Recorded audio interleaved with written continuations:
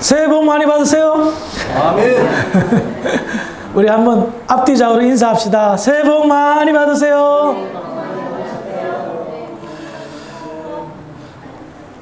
2023년도에는 하나님의 크신 은혜가 갑절로, 아니 30배, 60배, 100배 이상으로 저와 여러분들 우리 주사람께 이루어지기를 주의 이름으로 축원합니다.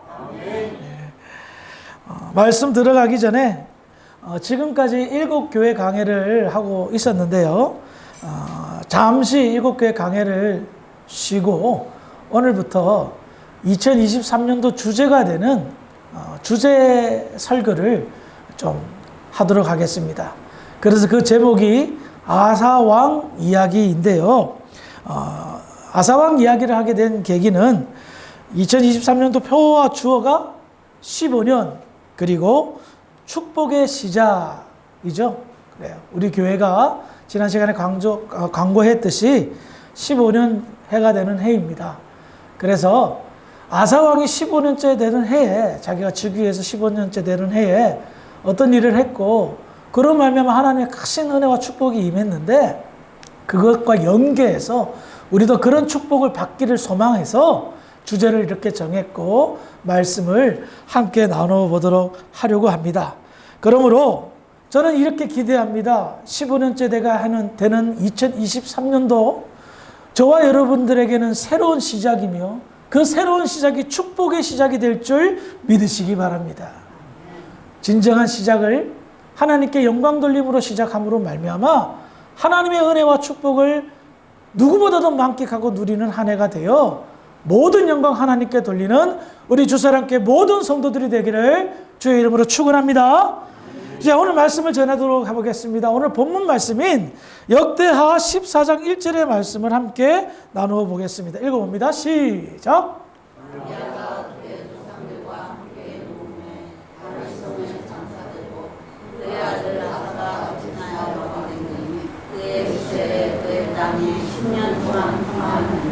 아멘. 방금 읽은 본문은 남유다의 두 번째 왕인 아비야 왕이 죽은 다음에 그의 아들 3대 왕 아사 왕이 왕으로 등극한 이야기를 하고 있습니다. 그런데 아사 왕이 나라의 왕이 되자마자 성경은 뭐라고 얘기합니까? 10년 동안 그 나라가 평안하였다라고 증거하고 있습니다. 성경은 다짜고짜 아사 왕이 되었는데 그 땅에 10년의 평화 시대가 있었다라고 말하는 겁니다. 우리는 여기에서 한 가지 추론할 수가 있습니다. 그게 뭐냐? 아사 왕이 되기 전에 남유다가 굉장히 어려운 시기, 평화가 없는 시기를 보내고 있었구나라는 것을 추측해 볼 수가 있는데요. 그 증거를 찾아보겠습니다. 역대하 12장 15절입니다. 시작.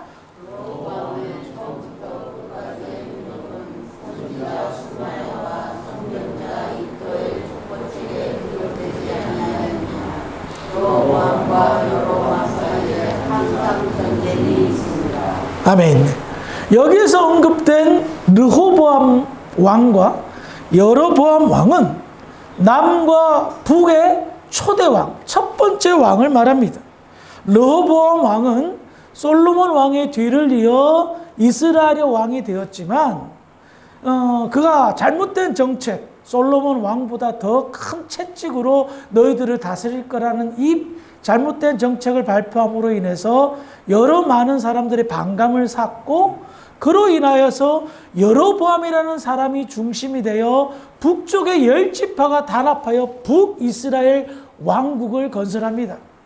여로보암 왕은 솔로몬 왕 시대에 쿠데타를 일으켰다가 실패해서 애굽으로 잠시 망명생활했다가 솔로몬 왕 사후에 다시 돌아와서 북이스라엘을 건국하는데 앞장선 그런 왕이 되었습니다. 그래요. 르호보암 왕과 여로보암 왕으로 인하여서 남과 북이 반토막이 났습니다. 그 다음부터 이 두 나라가 어떻겠습니까? 평생에 걸쳐서 전쟁이 일어났던 겁니다. 르호보암 왕은 오늘의 말씀의 주인공인 아사 왕의 할아버지였습니다. 아사왕의 할아버지였던 르호보암 왕 때부터 그의 아버지 아비야 왕 때 이르기까지 북이스라엘이었던 여로보암 왕 시대의 북이스라엘과 평생에 걸쳐서 전쟁을 치른 겁니다. 아사 왕의 아버지 아비야 왕은 3년이라는 짧은 시간 동안 왕위에 있었고 그 역시 마찬가지로 평생에 걸쳐서 전쟁을 치렀죠. 남과 북이 나눈 후에 단 1년도 단 하루도 평화의 날이 없었습니다. 아사 왕이 등극하기 약 20여 년 동안 두 나라는 끊임없이 전쟁을 펼쳤던 겁니다. 그런데 아사 왕이 된 후에 이 유다 땅에 10년의 평화의 시대가 돌아온 거예요. 그런데 그 평화의 시대의 이유를 성경은 다음과 같이 증거합니다. 역대하 14장 2절입니다. 시작.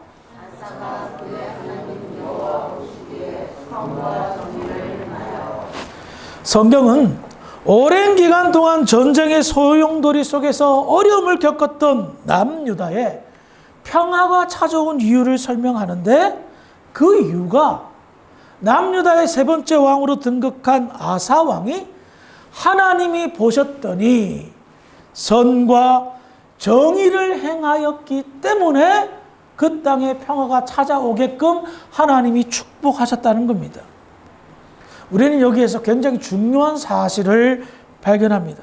그것은 하나님이 이스라엘의 왕을 어떻게 평가하고 보고 계시느냐에 따라 그 나라가 전쟁이 올 수도 있고 평안이 찾아올 수도 있다는 겁니다. 그것은요, 남과 북이든 간에 그 나라의 왕은 대표성을 가지고 있습니다. 즉 이스라엘이란 이 나라는 하나님이 세우신 나라요 하나님의 나라인데 이스라엘 백성들의 요구 때문에 왕을 세웠습니다.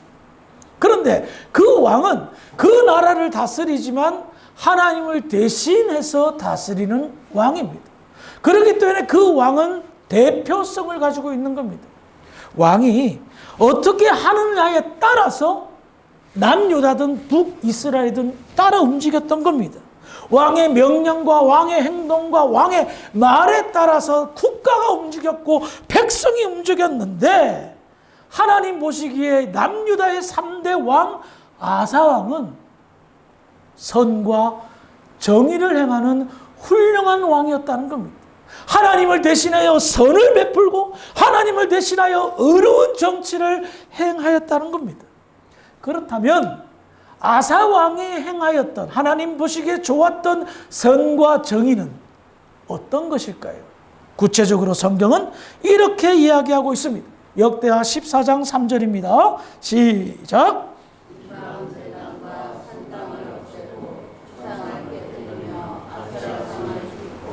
이것이 10년 동안 평화가 찾아온 이유입니다. 아사 왕이 하나님 보시기에 좋았던 것은 왕이 되자마자 종교 개혁을 일으킨 겁니다. 기억하십시오. 아사 왕은 이스라엘 역사상 최초로 종교 개혁을 일으켰던 사람이었습니다. 아사는 왕이 되자마자 어떻게 하면 이 나라를 잘 다스릴 수 있을까 고민했을 것입니다. 오랜 기간 동안 전쟁으로 인하여 피폐된 이 나라를 어떻게 하면 다시 일으켜 세우고 살릴 수 있을까 걱정, 고민을 하였을 것입니다. 그리고 그 나라는 이 나라가 지금 남유다가 힘들게 된 이유를 그 원인을 면밀히 분석해 보니 그 이유를 발견하게 된 겁니다. 나란 구석구석까지 펼쳐진 우상 숭배가 이 나라를 어렵게 만들고 힘들게 만들고 망하기 일보 직전의 나라로 만들었다는 사실을 깨달았던 겁니다. 나라 곳곳에 우상 숭배가 일어났던 이유는 그의 할아버지였던 증조 할아버지였던 솔로몬 왕 시대로 거슬러 올라갑니다. 성경을 한번 찾아보겠습니다. 열왕기상 11장 3절과 4절입니다. 시작.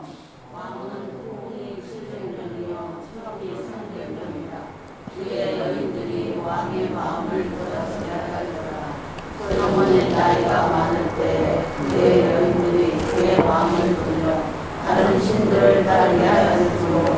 왕의 마음이 그야까지 다윗의 마음과 같지 아니하여 그의 하나님 여호와 앞에 온전하지 못하였으니. 지금 읽은 이 본문 내용은 솔로몬 왕이 이스라엘 역사상 가장 부유한 나라로 만들었지만 나라가 두동강이 나고 나라가 망하게 되는 원인을 이야기하고 있습니다. 솔로몬 왕은 지혜로운 왕이었습니다. 그 당시 고대 근동은 끊임없는 전쟁이 늘 전쟁이 있었던 상황이었어요. 그래서 솔로몬 왕은 자기 지혜로 어떻게 하면 전쟁을 치르지 않고 나라를 좀 부유롭게 만들까 해서 낸 안이 수많은 나라의 공주들과 결혼하는 거였습니다. 후궁이 300명, 첩이 700명. 몇 명? 1000명. 각 이방의 나라의 공주들을 데리고 와서 결혼을 해서 이런 외교 정책을 펼침으로 인해서 사위의 나라, 그래서 불가침 조약을 맺었던 겁니다. 그리고 사위의 나라와 국제 외교, 정치, 경제를 이루었던 겁니다. 굉장히 머리가 좋았습니다. 나라 간 불가침 조약을 맺었습니다. 정치적으로 경제적으로 큰 부흥을 일으켰습니다. 그러나 솔로몬 왕의 아내가 된 사람은 뭔 죄입니까? 1000명을 하루에 한 명만 만나도 3년이 더 걸립니다. 개인적으로는 굉장히 부러운 것 같은데 여자의 입장에서는 이건 지옥이나 다름없습니다. 내 남편을 3년에 한 번 볼까 말까 한다고 생각해 보세요. 이방에서 온 여인이에요. 가족도 없어요. 친구도 없어요. 데리고 온 시녀들만 몇 명 있었겠죠. 그러니 어떻게 했어? 솔로몬 왕을 박박 바가지를 긁은 거예요. 우리 땅에서 섬겼던 우리 신들을 우리가 여기서 좀 섬기게 해달라. 나 너무너무 심심하다. 너무너무 외롭다. 종교 생활이라도 해야 되지 않냐. 나는 하나님이라는 신 모른다. 그래서 오케이, 너그 신 섬겨. 그런데 솔로몬 왕 말년에 어떻게 돼요? 그 이방 여인들이 솔로몬 왕을 꼬이는 거예요. 우리 같이 제사 지냅시다. 같이 신에게 예배 드립시다. 그러면 이 나라가 더 축복받을 거예요. 나이가 들어서 분별력이 상실한 솔로몬은 자기 부인들의 요구에 따라 각종 우상 숭배를 하면서 따라다녔던 겁니다. 솔로몬의 범죄는 하나님의 진노를 샀습니다. 그래서 남과 북이 갈라지는 심판을 당합니다. 그리고 남과 북이 갈라진 이후에 솔로몬이 그렇게 싫어했던 전쟁이 하루도 빠지지 않고 자기 대대로 후손 대대로 전쟁이 일어난 거예요. 여러분들의 후손들이 평생에 편안하고 잘 먹고 잘 살기를 바라지, 여러분들의 후손들이 평생 싸우고 산다면 어떤 마음일까요? 솔로몬은요, 후손들에게 재산을 남겨줬습니다. 화려한 국제 외교 정치를 남겨줬습니다. 부유한 나라를 남겨줬습니다. 한데 어떻게 됐죠? 형제가, 자매가 나뉘고 싸우는 그런 나라를 물려준 겁니다. 자자손손 싸우고 전쟁을 일으키고 서로 못 잡아먹어서 난리가 된 그런 나라와 그런 가족들을 남겨준 겁니다. 그 이유가 뭡니까? 우상 숭배를 그 땅에 만연케 한 장본인이었던 겁니다. 이런 상황들을 영의 눈을 떠서 두루두루 살펴본 아사 왕은 우리나라가 그리고 나의 현실이 이런 상황이 된 이유가 우상 숭배 때문이구나 라는 것을 깨달았습니다. 하나님의 백성들이 하나님을 떠났으니 하나님의 축복이 임하는 것이 아니라 하나님의 징계와 심판이 임한다는 사실을 깨달았던 겁니다. 이 평화의 나라, 이 하나님의 나라가 어떻게 이런 전쟁의 나라, 고통의 나라가 될 수 있을까? 그래, 우리가 하나님을 떠났구나. 하나님을 되찾자. 아사 왕은 결단했습니다. 우리의 실패, 우리의 고난, 우리의 어려움, 그 모든 원인이 우상 숭배이구나. 우상을 이 땅에서 몰아내야 내가 살고 우리가 살고 나라가 산다. 아사 왕은 마음을 단단히 먹었습니다. 그리고 종교 계획을 단행했습니다. 마침내 종교개혁을 시작하게 되었는데 여러분 아사왕이 어느 날 갑자기 이 종교의 계획을 확 일으켰을까요? 그러지는 않았을 겁니다. 많은 시간 보고 듣고 느낀 결과가 이런 종교개혁을 일으켰지 않겠습니까? 그런데 그 종교개혁을 일으킨 그 발판의 사건이 다음과 같이 나타납니다. 역대하 13장 18절입니다. 시작. 그때 이스라엘 자손이 행복하고 유다 자손이 이겼으니 이는 그들의 백성들의 하나님 여호와를 의지하였습니다. 르호보암 왕이 18년 동안 제위를 하고요. 그 다음에 일어난 왕이 아사 왕의 아버지 아비야 왕입니다. 그런데 이 왕 때 3년밖에 제위를 하지 않았는데 이 왕 때에 여로보암 북이스라엘의 여로보암 왕과 끊임없는 전쟁의 종지부를 찍는 엄청난 전쟁의 역사가 나타납니다. 북쪽의 여로보암 왕은 무려 50만 대군을 이끌고 남유다를 침범했습니다. 아비야 왕의 앞과 뒤를 겹쳐서 공격했어요. 국가의 존폐 위기 속에서 큰 어떤 위기가 닥친 겁니다. 그때 이 아비야 왕이요 어떻게 했냐? 우리는 오직 하나님만 의지한다. 여로보암 왕 너희는 우상을 의지하고 우상 숭배하는데 우리는 오직 하나님만 의지하고 하나님만 믿는 백성이다. 백성들이여 일어나라. 우리는 오직 하나님만 의지한다. 하고 하나님께 부르짖었던 거예요. 절대적 군사적 열세 속에서 이 패망일보 직전에 하나님께서 이 남유다를 구하게 되었고 여로보암 왕과의 그 오랜 전쟁의 종지부를 찍는 역사가 나타난 거예요. 사실 아사 왕의 아버지 아비야 왕은요 선한 왕은 아니었습니다. 열왕기상 15장 3절의 말씀을 살펴보면 그 왕은 아버지 르호보암 왕을 뒤를 이은 악한 왕이었다라고 성경은 기록하고 있습니다. 그런데요 100번 못했는데 한 번 잘한 거예요. 한 번 잘한 거예요. 국가적 위기 앞에서 멸망 위기 앞에서 정신을 바짝 차리고 하나님을 찾았던 거예요. 온 백성과 결단하고 하나님을 의지한 결과 나라가 살았던 거예요. 역대하 14장 15절입니다. 유다 사람이 소리 지를 때에 하나님이 여로보암과 온 이스라엘을 아비야와 유다 앞에서 치시니. 자, 국가적 위기 앞에서 50만 대군의 그 엄청난 공격 앞에서 아비야 왕과 온 유다 백성들이 하나님 앞에 소리를 질렀습니다. 그리고 하나님 구해주세요, 도와주세요 하고 하나님만 의지했습니다. 그 결과 어떻게 되었다고요? 나라가 살게 되었던 겁니다. 100번 못했는데 한 번 잘했어요. 그것을 아사 왕이 고스란히 다 봤습니다. 아마도 이 사건은 아사 왕에게 있어서 큰 영향력을 끼친 것 같습니다. 그의 아버지 아비야 왕은 3년이라는 짧은 세월 동안 왕에 등극한 후 죽음을 당하고 아사 왕이 등극한 다음에 아사 왕이 왕이 되어서 생각해 본 겁니다. 그래, 우리가 살 방법은 오직 하나님만 의지하는 것, 하나님께 부르짖는 것, 이 땅의 우상을 몰아내는 것이다. 그런데 여러분, 이 말, 우상을 몰아내는 것, 쉬운 말입니까? 행동하기 쉬운 행동입니까? 엄청나게 어려운 일. 우상 숭배에 척결하는 것은요, 다른 말로 하면 종교를 바꾸는 겁니다. 여러분들이 나면서부터 쭉 교회에 다녔고 예수를 믿었어요. 그런데 어느 날 갑자기 대통령이 오늘부터 우리나라는 예수를 믿으면 안 됩니다. 우리나라는 불교 국가입니다. 부처를 믿어야 됩니다. 모든 국민들 교회를 다 때려 부시고 불살라버리고 부처님을 믿읍시다. 나무 아미타불. 가능해요? 쉬운 일 아니에요. 종교를 바꾼다는 건요 엄청나게 힘든 일이에요. 솔로몬 왕으로부터 시작해서 지금 몇십 년 동안 나라가 우상으로 뻘겋게 물든 상황이에요. 그러니 사회적으로 얼마나 반대에 부딪혔겠습니까?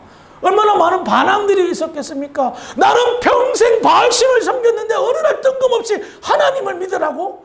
도대체 하나님이 나한테 뭐 해줬는데 평생 전쟁만 치르게 하고 우리 아들 군사로 나가서 죽임이나 당하고 말이 되냐고 나는 끝까지 바알신을 섬길 거야. 그런 사람 없었을까요? 있었을 거예요. 주변의 신하들도 만류했을 거예요. 아니 잘 믿는데 백성들 동요하게 하면 안 됩니다. 백성의 힘이 얼마나 큰데 백성들이 이런 말 저런 말해서 막 반대하고 막 그러면 어떡해요? 너 무조건이다. 아사왕은 흔들리지 않고 개의치 않고 앞으로 전진했습니다. 왜요? 그래야 살기 때문에. 아사왕의 중심이 마음이 어떻다는 것을 역대하 14장 3절은 말합니다. 읽어봅니다. 시작.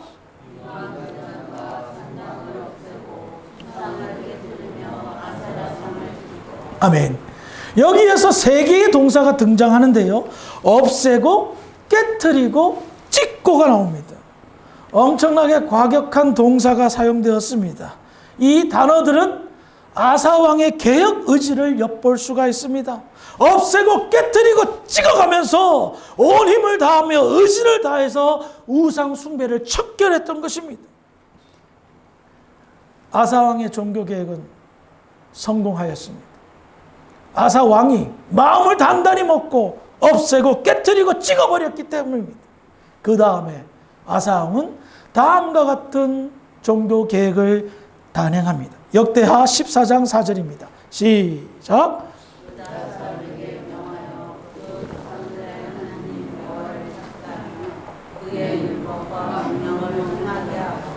아사왕은요, 왕의 권위를 가지고 직위를 가지고 명령하다랍니다. 과거 고대 사회에서는 왕의 명령은 지켜도 되고 안 지켜도 되고 하는 그런 것이 아니었습니다. 안 지키면 목숨을 내놓아야 될 막강한 권위와 권력이 있었습니다. 무조건 따라라는 거예요. 하기 싫어도 해야 되는 거예요. 무조건 지켜야 되는 명령을 내렸는데 그 명령이 무엇입니까? 하나님 여호와를 찾아라. 그리고 하나님의 말씀, 율법에 순종해라. 도대체 이 나라 무슨 돈을 이렇게 벌어라, 땅을 이렇게 사라, 이게 아니에요. 하나님을 찾아라. 그리고 말씀에 순종하라. 기억하십시오. 모든 종교 개혁의 중심에는 말씀이 있습니다. 말씀이 종교 개혁의 핵심입니다. 아사왕이 봤더니 이 나라 이 백성이 하나님의 백성으로 부름을 받았는데 하나님을 안 찾습니다. 그런데 그는 놀라운 경험을 합니다. 국가의 존폐 위기 속에서 그의 아버지 아비야 왕 때 온 국민이 전심으로 하나님을 찾았더니 전쟁에서 50만 대군을 물리치는 역사를 그는 두 눈 뜨뜨게 부릅뜨고 찾았던 겁니다. 바라봤던 겁니다. 그래서 찾으라는 겁니다. 그리고 하나님 말씀대로 순종하며 살자라고 왕의 명령을 선포합니다. 사랑하는 성도 여러분, 지금 여러분들 안에 크고 작은 문제들이 있습니까? 그 원인들을 한번 곰곰이 생각해 보시기 바랍니다. 아마도 첫 번째는 하나님을 제대로 찾지 않은 것. 내 안의 문제 해결하기 위해 백방의 노력을 하는데도 해결되지 않는다는 것은 하나님을 온전히 구하지 않는 것 같아 보입니다. 두 번째는 제대로 말씀대로 살지 않기 때문입니다. 하나님을 찾지 않으니 말씀대로 살 이유가 없죠. 그것이 우리 안에 크고 작은 문제를 일으키는 원인인 줄 믿으시기 바랍니다. 아사왕은 자기의 나라 남유다의 가장 큰 문제점을 발견했습니다. 첫 번째는 우상 숭배고, 두 번째는 우상 숭배로 말미암아 하나님을 찾지 않는 것이고, 세 번째는 하나님을 찾지 않으니 말씀대로 살지 않고 불순종하며 살았기에 온 나라의 문제의 원인이 거기에서부터 비롯됐다는 것을 깨달았던 겁니다. 아사 왕의 이런 선과 정의로움을 하나님이 보셨어요. 그래서 아사 왕이 종교 개혁을 일으킬 때에 하나님께서 그 땅에 종교 계획을 온전히 수행할 수 있도록 어떻게 해요? 평화를 주셨던 겁니다. 전쟁이 멈추고 남과 북이 갈라진 이후에 한 번도 쉬지 않았던 전쟁이 멈추게 된 것입니다. 그 땅 백성들이 가장 원했던 것은 무엇일까요? 남이든 북이든 이제 그만 전쟁했으면 했을 겁니다. 그렇지 않아요? 젊은이들이 군대로 소집돼서 끊임없이 전쟁을 하고 끊임없이 죽고 하면 우리 집에 장손이 가서 죽었어. 그러면 아버지, 어머니, 할머니, 할아버지, 동생, 식구 몇 명이나 가슴이 아파할까요? 그러니 제일 바라는 게 뭐예요? 평화겠죠. 근데 그 평화를 아사왕이 이룬 거예요. 어떻게 해서? 우상 숭배를 몰아내므로. 아니, 하나님의 마음이 어떻다는 것을 제대로 간파하고 헤아려서 그 땅에 평화가 찾아왔던 겁니다. 말씀을 마무리하겠습니다. 하나님께서 가장 싫어하는 것이 뭘까 생각해 봤습니다. 여러분들은 아마 죄 이렇게 생각하겠죠. 그런데 죄로 말미암아 나타나게 된 현상, 하나님을 멀리하는 것입니다. 하나님이 가까이 하기 위해서 아들을 십자가에 고난당하게 하셨는데 우리가 함께 동행하고 친해지고 싶었는데 그래서 그런 희생을 치렀는데 내가 자꾸 도망가요. 멀리해요. 그러니 하나님 얼마나 싫어하시겠습니까? 하나님을 멀리하는 이유 뭐라고 생각하세요? 다른 데 있지 않아요. 내 마음대로 살고 싶은 거예요. 우상 숭배가 혹 하고 끌리는 게 뭔지 아십니까? 우상 숭배 중심에는 내 마음대로가 자리를 잡고 있기 때문입니다. 하나님을 경배하는 중심에는 하나님의 영광이 중심입니다. 하지만 우상 숭배의 중심에는 나의 복, 나의 영광이 중심입니다. 과거 우리 믿음의 선배들의 신앙생활을 면밀하게 살펴보면 그들의 신앙의 중심에는 내 마음대로가 자리 잡지 않았습니다. 오직 하나님의 뜻대로만 자리가 잡혀 있었습니다. 그래서 그런 바른 믿음의 신앙 선배들이 신사참배, 우상숭배를 강요할 때는 목숨으로 맞섰습니다. 그들은 주일을 중심으로 한 주일을 계획했습니다. 교회를 중심으로 1년을 계획했습니다. 그들의 삶은 하나님이 중심이었습니다. 그런데 기독교가 점점 쇠락하는 그런 모습들을 서구 사회, 현재 우리나라 사회, 기독교, 미국 사회 면밀히 분석한 결과가 뭐냐? 모든 중심이 하나님 중심, 교회 중심, 주일 중심에서 엔조이 중심으로 바뀌게 됩니다. 엔조이, 즐기는 것. 내가 즐기는 것, 내가 좋아하는 것으로 한 주일의 중심이 바뀌었어요. 그래서 그리스도인들이 주일 개념이, 주일은 주님의 날인데, 그래서 내가 주님의 날에 온전히 주님께 영광을 돌리는데, 주일의 개념이 휴일의 개념으로 바뀌었습니다. 일요일이 된 거예요. 휴일이 됐어요. 어떤 날? 내가 쉬는 날. 내가 즐기고 내가 좋아하는 것으로 교회 중심이 바뀌었습니다. 자꾸매 우리를 오염시키고 교회가 퇴락하고 모든 상황들이 힘들게 된 가장 큰 원인, 우상숭배입니다. 그런데 오늘날의 우상숭배는 좀 다른 모습으로 찾아왔습니다. 옛날에는 혐오스러운 어떤 형상을 만들어서 경배했는데 지금은 엔조이, 즐김, 디스프루타르, 즐기는 것으로 바뀐 겁니다. 오래 살지는 않았지만 50년 넘게 살면서 한 가지 깨달은 것이 있었습니다.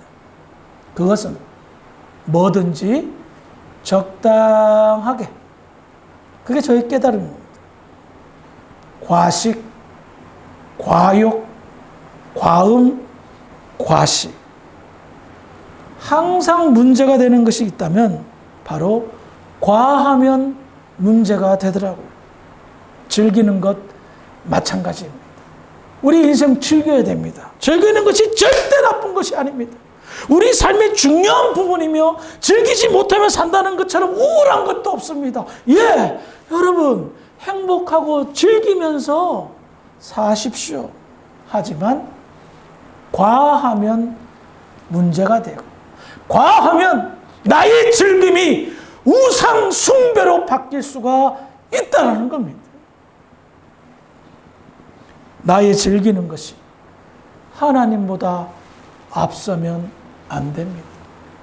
나의 즐기는 것으로 인하여 계획하는 것이 주일보다 앞서면 안 됩니다. 그래서 과하지 않고 적당한 선에서 절제할 수 있는 정신과 지혜가 필요합니다. 시급합니다. 아르헨티나 교회 문화가 쉽지만은 않습니다. 이것을 우리가 이겨내려면 우리는 그 어려운 것들부터 시작해야 됩니다. 나의 즐거움, 내가 즐기는 것으로 인하여서 누군가에게 악한 영향력을 끼친다고 생각해 보세요.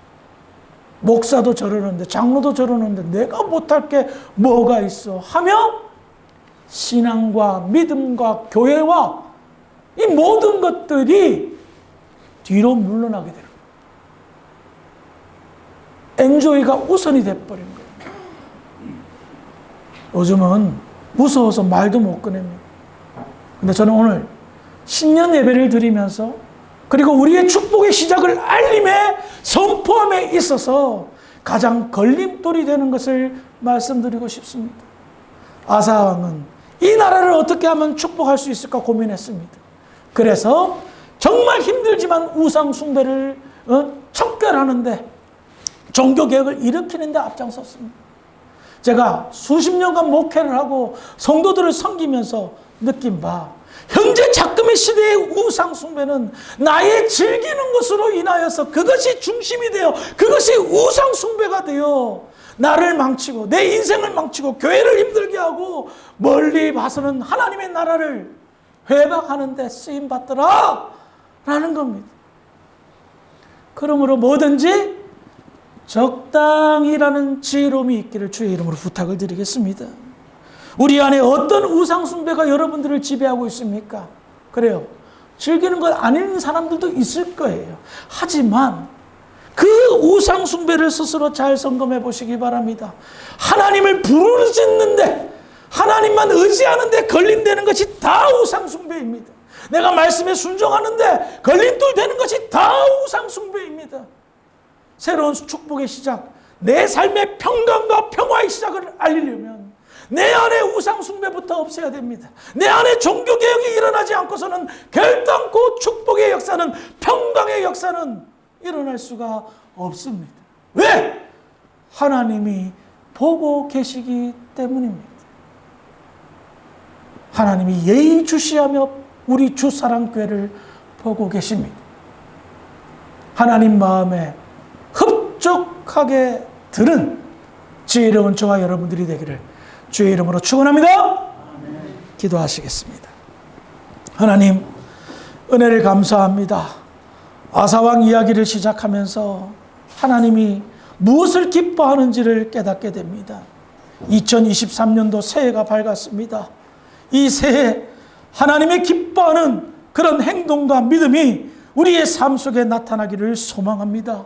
하나님, 마음껏 축복하여 주시옵소서. 저희들 온전히 하나님만 따르고 하나님께 영광 돌리는 지혜롭고 믿음 좋은 주의 백성들이 되기를 소망하오니 마음껏 저희들을 축복하여 주시옵소서. 하나님의 축복이 우리의 일상생활이 될 줄 믿사오며 우리를 구원하신 예수님 이름으로 감사하며 기도합니다. 아멘.